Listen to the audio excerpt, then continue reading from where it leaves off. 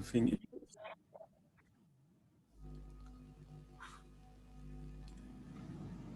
In cryptography format, preserving encryption refers to encrypting in such a way that output, the ciphertext, is in the same format as the input, the plain text. The meaning of format varies. Typically, only finite domains are discussed. For example, to encrypt a 16-digit credit card number so that the ciphertext is another 16-digit number. To encrypt an English word so that the ciphertext is another English word. To encrypt an n-bit number so that the ciphertext is another n-bit number. This is the definition of n-bit block cipher. There are scenarios where we need such format preserving encryption, like credit cards and English words, and where we have to send a finite number of characters or digits. Then we need format preserving encryption. For such finite domains and for the purpose of the discussion, the cipher is equivalent to permutation of n integer, that is 0 to n minus 1, where n is the size of the domain. Like if we have the n is the number of integer, then we can rearrange that number to get equivalent number of digits.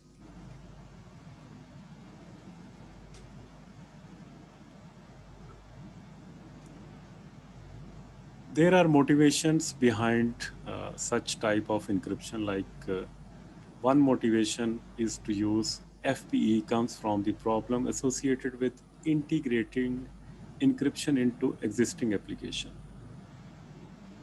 where we have already defined all the fields, all the records according to our requirements. We have well-defined data models. A typical example would be credit card number, such as the number is 16-digit byte long, digits only. Adding encryption to such application might be challenging if data models are to be changed, as it usually involves changing field length limits or data type. For example, output from a typical block cipher would turn credit card number into a hexadecimal bytes, hexadecimal digits are base 64 value, 24 bytes, alphanumeric and special characters, which will break any existing application expecting the credit card number to be a 16-digit number.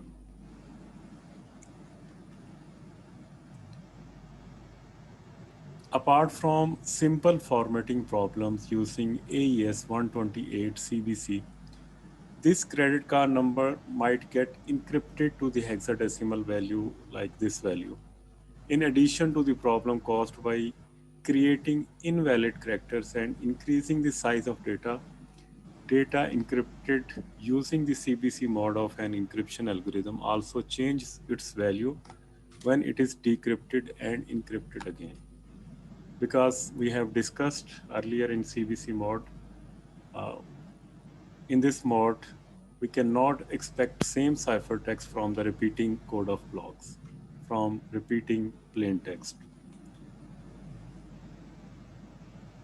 This happens because the random seed value that is used to initialize the encryption algorithm and is included as part of the encrypted value is different for each encryption operation. Because of this, it is impossible to use data that has been encrypted with CBC mode as a unique key to identify a row in database.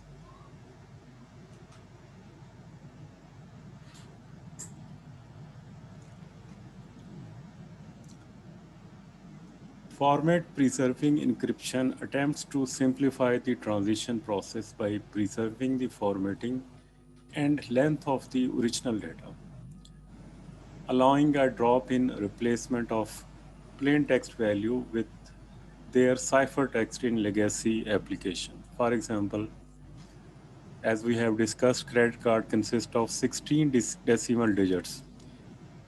An FP that can accept this type of input would produce a ciphertext output of 16 decimal digits. The ciphertext need not be, and in fact, it is unlikely to be a valid credit card number. But it will have the same format and can be stored in the same way as credit card number plain text. A simple encryption algorithm is not format preserving, with exception that it preserves the format of binary strings. For example, in table 7.2 shows three types of plain text work for which it might be desired to perform FPE. The third row shows example of what might be generated by an FPE algorithm. The fourth row shows in hexadecimal what is produced by AES with a given key. And these are the result of table 7.2. Here we have plain text. This is the value of credit card number 8123, and this is tax ID, and this is bank account number. By applying FPE, the format will be preserved and other values might be changed. And after changing this value into AES hexadecimal, we will get hexadecimal output of the credit card number.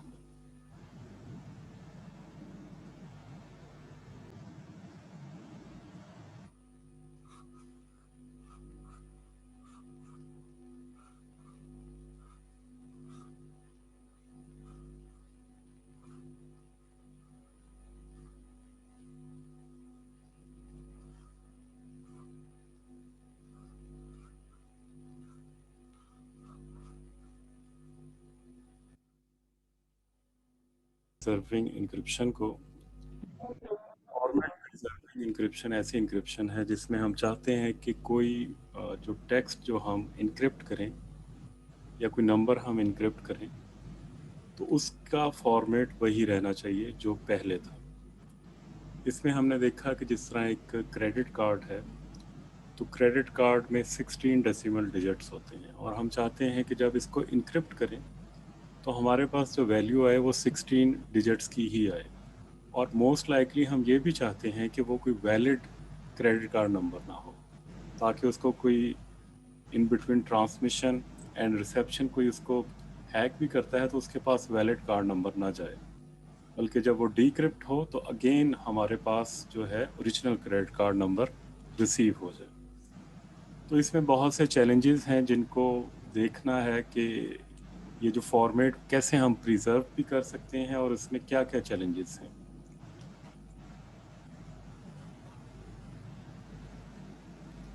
सबसे पहले देखते हैं motivation.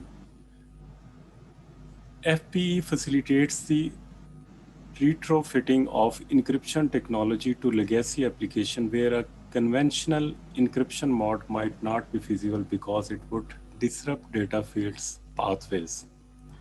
Because we have number of legacy system where we need new encryption models, and there we need to encrypt those legacy system using FPE. FPE has emerged as a useful cryptographic tool whose applications include financial information, security, data sanitization, and transparent encryption of fields in legacy database. The principal benefit of FPE is that it enables protection of particular data elements while still enabling workflows that were in place before FPE was in use. No database schema changes and minimal application changes are required. Only applications that need to see the plain text of a data element need to be modified, and generally these modifications will be minimal. Some examples of legacy applications where FPE is desirable are COBOL data processing applications, database applications. FPE encrypted characters can be significantly compressed for efficient transmission.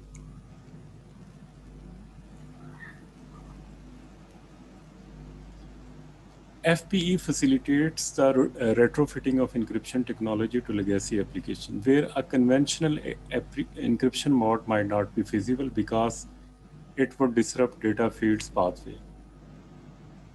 FPE has emerged a useful cryptographic tool whose application include financial information security, data sanitization, and transparent encryption of fields in legacy database. The principal benefit of FPE is that it enables protection of data elements in a legacy database that did not provide encryption of those data elements while still enabling workflows that were in place before FPE was in use. With FPE as opposed to ordinary AES encryption or TDEA encryption, no database schema changes and minimal application changes are required. Only applications that need to see the plain text of data elements need to be modified, and generally these modifications will be minimal. For example, as we have discussed, we need FPE for COBOL data processing. Application COBOL is a legacy system where we want to preserve the format of the data. But there are challenges like any change in the structure of a record requires corresponding changes in all code that references that record structure. For example, typical code size involve hundreds of modules, each containing around 5,000 to 10,000 lines on average. So a little change in COBOL might lead to thousands of changes in the code. Another example of legacy system is database application where fields are specific to take only character strings and cannot be used to store conventionally encrypted binary ciphertext. As you have seen in database designing systems where you can create records, and in the records you have fields, and you need to specify the type of field either as integer, float, double, or char type, but you cannot take input in those fields as a binary text, which is the encryption data type. In base 64, encoding of such binary ciphertext is not always feasible without increase in data lengths, because when you were designing your database, there was no thought of using base 64 encoding, and we have applied a limited number of data inputs in those fields. And when we apply base 64 encoding, then we need to increase the length of those fields. And this requires augmentation of corresponding field lengths. FPE encrypted characters can be significantly compressed for efficient transmission. This cannot be said about AES encrypted binary ciphertext.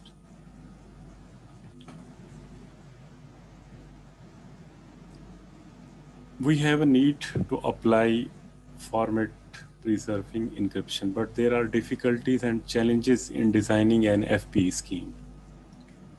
A general purpose standardized FPE should meet several requirements, like number one is the ciphertext is of the same length and format as the plain text.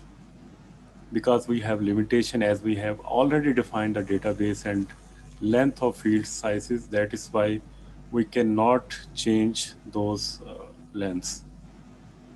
It should be adaptable to work with a variety of characters and number types. It should work with variable plain text length. Security strength should be comparable to that achieved with AES. Security should be strong even for very small plain text lengths. Meeting the first requirement is not at all straightforward. Like what was the first requirement? The ciphertext is of the same length and format as the plain text, but there are challenges. As we have seen in table 7.2a, 7.2, a straightforward encryption with AES yields a 128-bit binary block that does not resemble the required format.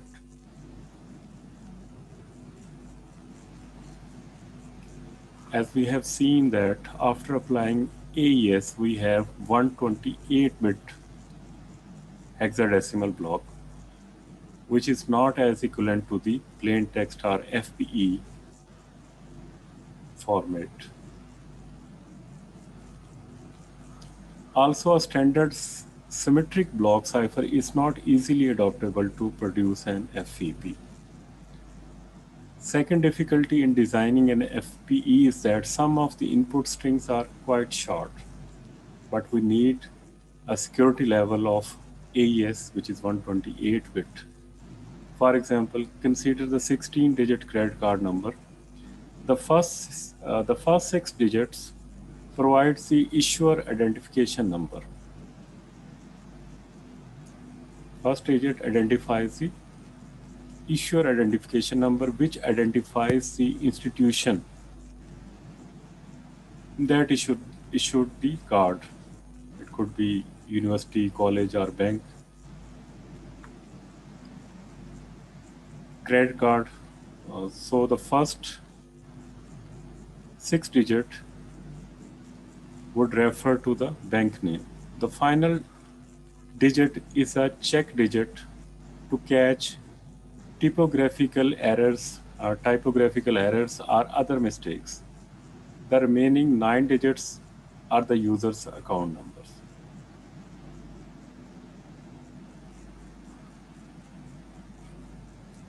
And remaining 9 digits are the account number. However, a number of applications require that the last 4 digits be in the check digit box, 3 account digits for applications such as credit card receipts, which leaves only 6 digits for encryption. Now suppose that an adversary can obtain several plain text ciphertext pairs. Each such pair corresponds to not just one credit card number, but multiple credit card numbers that have the same middle 6 digits. In a large database of credit card numbers, there may be multiple credit card numbers with the same middle 6 digits. An adversary may be able to assemble a large dictionary mapping known as 6-digit plain text to their corresponding ciphertext. This could be used to decrypt unknown ciphertext from the database. In a database of 100 million entries, on average about 100 CCNs will share any given middle 6 digits. Thus, if the adversary opponent has learned K CCNs and gain access to such a database, the adversary can decrypt approximately 100 K credit card numbers.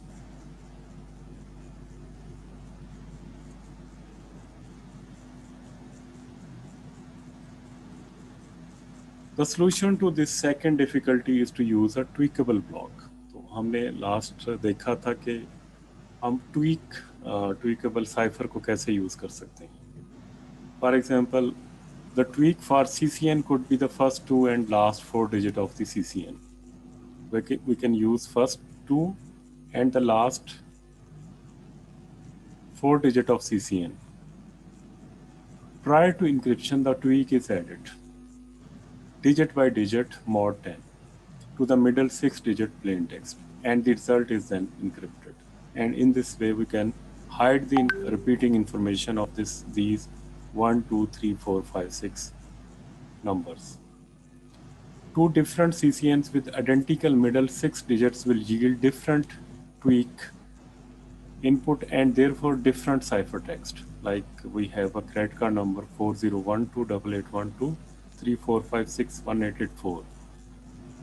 Then its tweak would be the first 2 digit 40 and 1884, and the plain text is 1234, and we want to hide this information, then we will add these number to this plain text and we will get a ciphertext of 524230.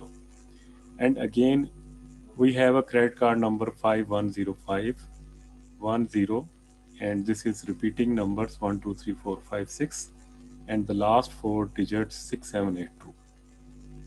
We will use tweak of this credit card as first two digit and last four digits, and add these digits to the plain text, and we will get a different middle six numbers as compared to identical uh, middle six digits.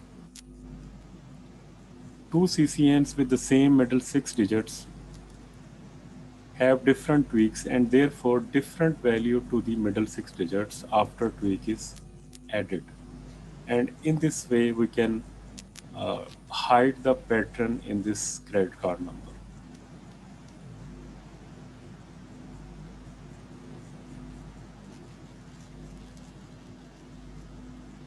The challenge with FPE is to design an algorithm for scrambling the plain text that is secure, preserved format, and is reversible.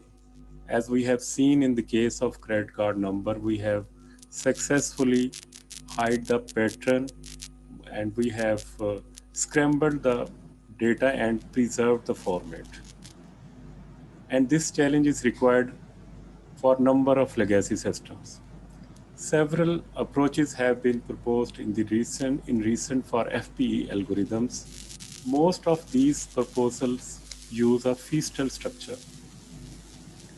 Although IBM introduced this structure with their Lucifer cipher almost half a century ago, it remains a powerful basis for implementing ciphers. The Feastel structure, as we have seen earlier, can be used to implement an FPE.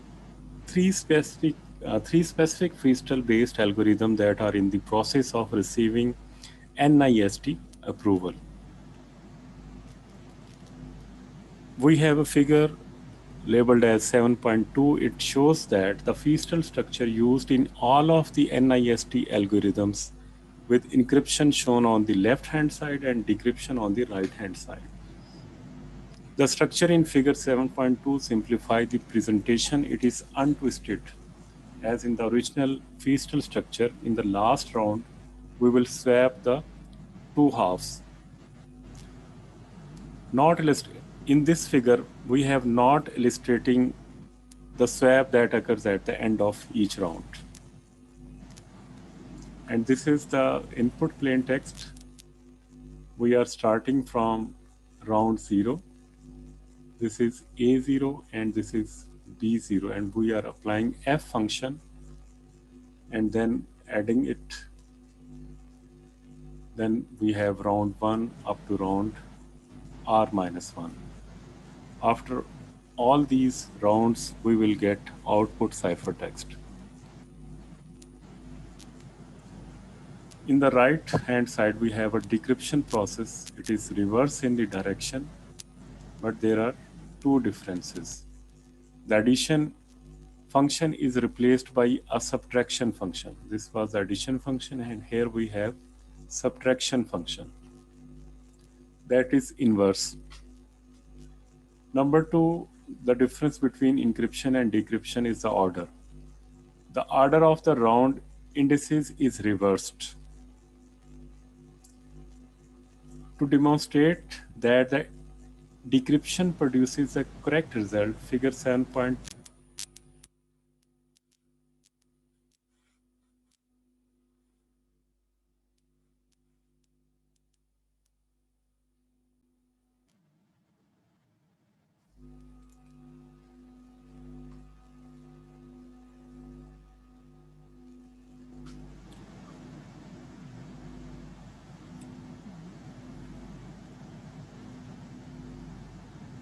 The diagram indicates that at every round, the intermediate value of the decryption process is equal to the corresponding value of the encryption process.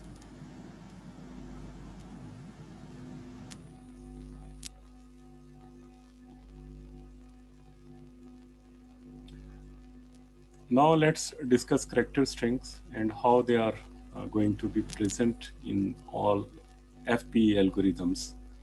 The NIST and the other FPE algorithms that have been proposed are used with plain text consisting of a string of elements called characters. A finite set of two or more symbols is called an alphabet. The elements of an alphabet are called characters. A character string is finite sequence of character from an alphabet. Individual characters may repeat in the string.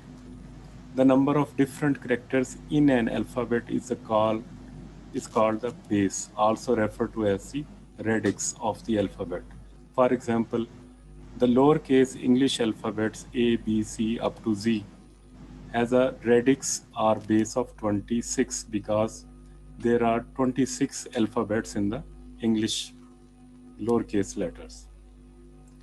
For the purpose of encryption and decryption, the plain text alphabet must be converted to numerals, where a numeral is a non-negative integer that is less than the base. For example, for the lower alphabets, the assignment could be characters A, B, C to Z map into 0, 1, 2 up to 25. A limitation of this approach is that all of the elements in a plain text format must have the same radix. So for example, an identification number that consists of an alphabetic character followed by 9 numeric digits cannot be handled in format preserving fashion by the FPE that have been implemented so far. The NIST document defines notation for specifying these conversions. To begin it is assumed that the character string is presented by a numeral string. To convert a numeral string x into a number, the function num base radix x is used. Viewing x as the string x1 up to xm, with the most significant numeral first, the function is defined as numeral radix x of is equal to summation m, where I is equal to 1, xi radix raised to power m minus I is equal to m minus 1, summation I is equal to 0, where x m minus I radix I.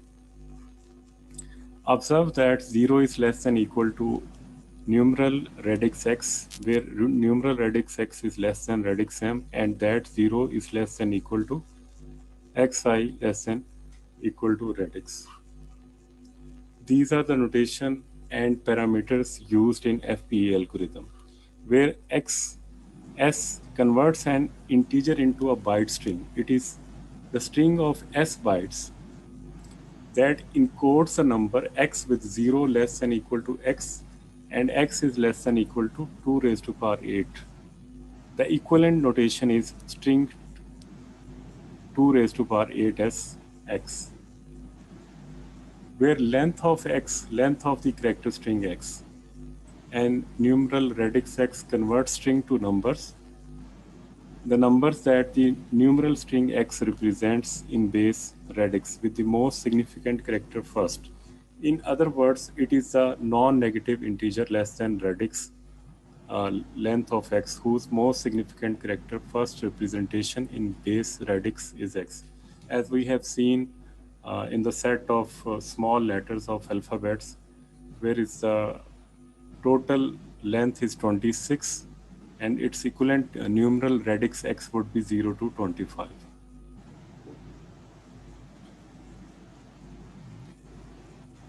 PRFKX is a pseudo-random function that produces a 128